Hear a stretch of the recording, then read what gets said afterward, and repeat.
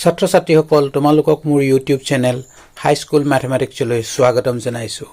আজি মই পুনৰ নৱম শ্ৰেণীৰ আন এটা উপপাদ্য লৈ হাজিৰ হৈছোহি। এই উপপাদ্যটো কি তোমালোকে স্ক্ৰীনত চাই লোৱা। একে ভূমি আৰু একে সমান্তৰালৰ মাজত অৱস্থিত ত্ৰিভুজৰ কালি সমান্তৰিকৰ কালিৰ আধা। আমি আজি এই উপপাদ্যটি প্ৰমাণ কৰিম। তোমালোকে ভিডিঅ'টি আৰম্ভণিৰ পৰা শেষলৈকে চাবা। উপপাদ্যটি প্ৰমাণ কৰিবলৈ আমাক এযোৰ সমান্তৰাল ৰেখা লাগিব আৰু এই সমান্তৰাল ৰেখাত এটা সমান্তৰিক আৰু এটা ত্ৰিভুজ দৰকাৰ হ'ব। আমি পোনপ্ৰথমে সমান্তৰাল ৰেখা দুডাল আঁকি লওঁ। পোনপ্ৰথমে আমি সমান্তৰাল ৰেখা দুডাল অংকন কৰি লৈছো। তোমালোকে চাই লোৱা, দুডাল সমান্তৰাল ৰেখা অংকন কৰিছো। ইয়াৰ পাছত আমি ভূমিত এটা সমান্তৰিক অংকন কৰিম। সেই সমান্তৰাল দুডালৰ মাজত A B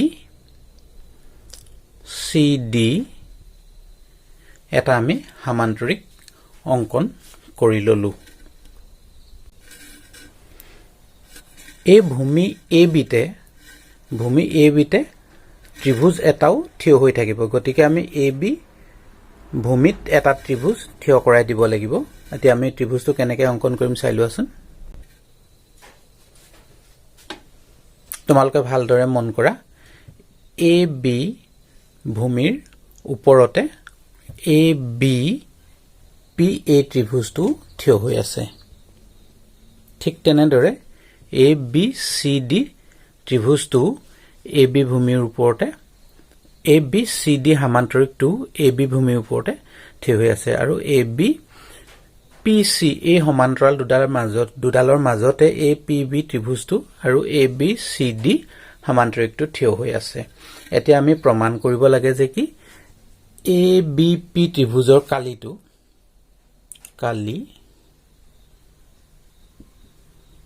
car Kali A B P ইয়াৰ কালিটো কাৰ আধা কালি আধা কাৰ আধা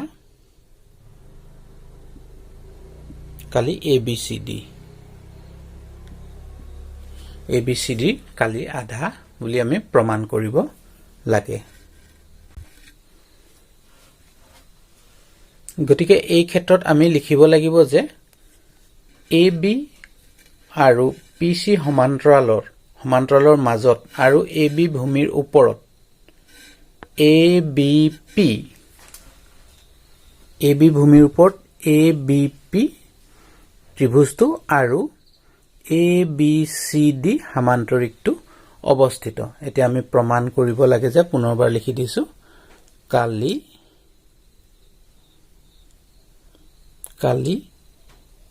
এ বি পি সমান আধা হ'ব কাৰ আধা হ'ব সমান্তৰিকটো এ বি চি ডি। এই সমান্তৰিকটো কালি আধা হ'ব বুলি কৈছে। আমি এই ক্ষেত্ৰত প্ৰমাণ কৰিবলৈ যাওঁতে আমি এটা অংকন কৰি ল'ব লাগিব। প্ৰমাণৰ সুবিধাৰ অৰ্থে আমি এটা অংকন কৰিব লাগিব। সেই অংকনটো কি তোমালোকে মন দিবাচোন। এতিয়া আমি এ পিৰ সমান্তৰালকৈ বি কিউ ৰেখা এডাল আঁকিব লাগিব। এ পিৰ সমান্তৰালকৈ আমি চাই লওঁ। এ পিডাল তোমালোকে নিশ্চয় মন কৰিছা। এ পিৰ সমান্তৰালকৈ আমি এডাল ৰেখা অংকন কৰি ল'ম। বি কিউ বি বিন্দুৰ পৰা এ পিৰ সমান্তৰালকৈ এডাল আমি ৰেখা অংকন কৰিম। এই ৰেখাডাল আমি অংকন কৰি লৈছো।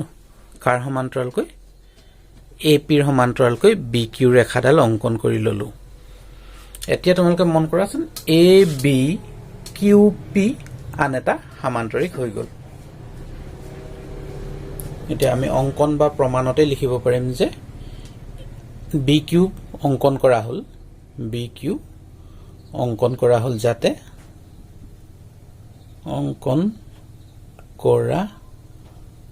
হ'ল যাতে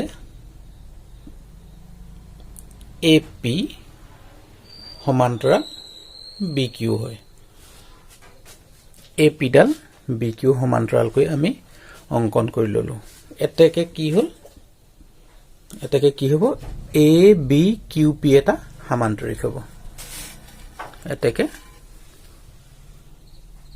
ABQP এটা সমান্তৰিক হৈ গ'ল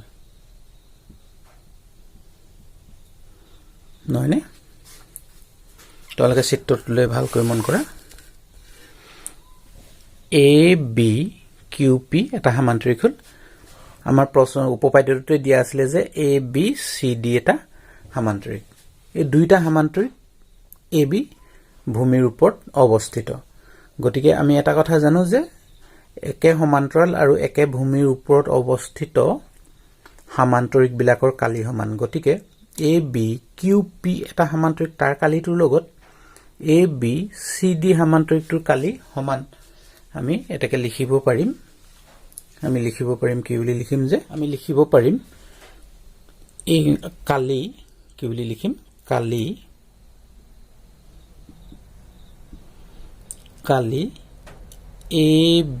ABQP সমান কালি ABCD আমি এই কথাষাৰ লিখিম এটো হ'ব আমাৰ 1 নম্বৰ সমীকৰণ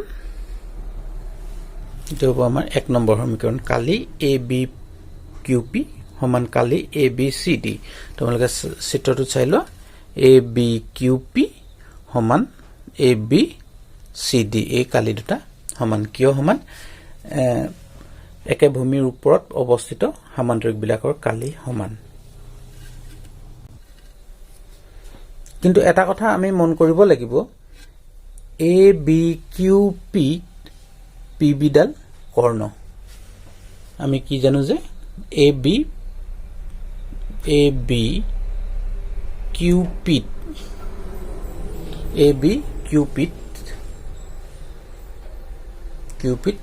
PB কৰ্ণ এটো কথা তোমালোকে নিশ্চয় ধৰিব পাৰিছা PB ডাল ABQP আমি যদি সমান্তৰিকটো বাহিৰত আঁকি চাইলো বুজিছানে ABQP আমি বাহিৰত আঁকি চাইছো তাত এডাল কৰ্ণ হৈছে নহয় যে PB ডাল কৰ্ণ হৈছে এতিয়া সমান্তৰিকৰ কৰ্ণই সমান্তৰিকটোক দুটা সমান কালিৰ ত্ৰিভুজত ভাগ কৰে এই দুটা ত্ৰিভুজ নিশ্চয় দেখিছা তোমালোকে এই ত্ৰিভুজ দুটাৰ কালি সমান হ'ব পুনৰবাৰ কৈছো সমান্তৰিকৰ কৰ্ণডালে সমান্তৰিকটোক সমান কালি দুটা ত্ৰিভুজত ভাগ কৰে ইয়াত দুটা ত্ৰিভুজ ওলাই আছিল যে এই ত্ৰিভুজ দুটাৰ কালি সমান হ'ব অৰ্থাৎ তোমালোকে যদি চিত্ৰটোত মন কৰা ABQP দুটা ত্ৰিভুজ আছে ABP আৰু PBQ এই ত্ৰিভুজ দুটা আছে নহয় যে গতিকে আমি এনেকৈ লিখাৰ পাছত আমি লিখিব পাৰিম কি বুলি লিখিব পাৰিম কালি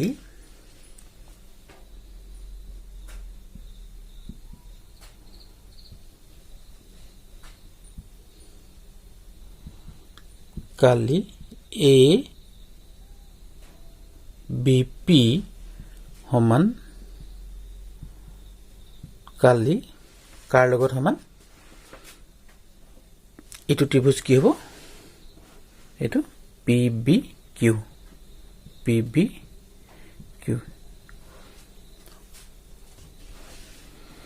এই কালি দুটা সমান এতিয়া চোৱা এই ত্ৰিভুজটোৰ লগত এই ত্ৰিভুজটো সমান ই যদি 5 হয় ইও 5 হ'ব তেনেহলে গুটে সমান্তৰিকটো কিমান হ'ব 10 হ'ব এই ত্ৰিভুজটো যদি 5 হয় ঠিক তেনেদৰে এই ত্ৰিভুজটো যদি 5 হয় গুটে সমান্তৰিকটো 10 হ'ব তেনেহলে ইয়াৰ যিকোনো এটা ত্ৰিভুজ সমান্তৰিকটোৰ কিমান হ'ব আধা হ'ব নিশ্চয় যেহেতু 5 সমান্তৰিকটো 10 ত্ৰিভুজটো 5 আন্ত ত্ৰিভুজ 5 গতিকে গৈ সমান্তৰিক সৃষ্টি হ'ল এটো হ'ল 10 গতিকে এটা ত্ৰিভুজ সমান্তৰিকটো আধা হ'ব নিশ্চয় তোমালোকে বুজি পাইছা কালি এ বি পি লগত কালি B Q P B Q সমান হ'ল এতিয়া পি বি কিউ ই কাৰ আধা হ'ব তেনেহ'লে আধা কালি কাৰ কোনটো কালি আধা হ'ব এ বি কিউ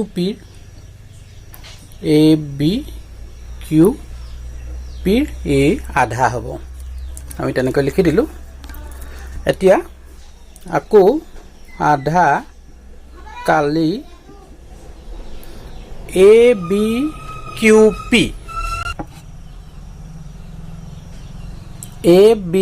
পি এই সমান্তৰিকটো এ বি কিউ পিটো এ বি চি ডি লগত সমান গতিকে আমি কালি এ বি চি ডি লিখি দিব পাৰোঁ কালি এ বি চি ডি আমি লিখি দিলোঁ এতিয়া দেখিলোঁ যে কালি ত্ৰিভুজৰ কালিটো সমান্তৰিকৰ কালিটোৰ লগত কালিটোৰ আধা আশা কৰোঁ তোমালোকে ভিডিঅ'টি বুজি পাইছা যদি কিবা খোকোজা লাগে তোমালোকে পুনৰ ভিডিঅ'টি চাই এই খোকোজাবিলাক দূৰ কৰিবলৈ চেষ্টা কৰিবা আজিলৈ ইমানেই ধন্যবাদ